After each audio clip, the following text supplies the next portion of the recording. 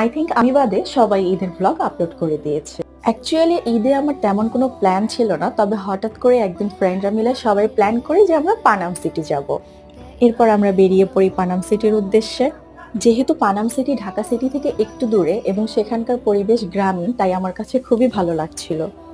আশেপাশের পরিবেশ উপভোগ করতে করতে আমরা পৌঁছে গেলাম পানাম সিটিতে। সেখানে যেয়েই দেখলাম গেটের সামনে একটি ছোট মেলা বসেছে। গেটের সামনের মেলা দেখা শেষ করে আমরা টিকিট কিনে ঢুকে পড়ি পানাম সিটির ভিতরে। আমি হাঁটছিলাম আর ভিডিও করছিলাম, তো এমন পর্যায়ে হাঁটতে হাঁটতে আমার সামনে একটি কুকুর চলে আসে, কিন্তু আমি সেটিকে নোটিস করিনি। যখন একেবারেই আমার সামনে চলে আসে তখন আমি খুব ভয় পেয়ে যাই।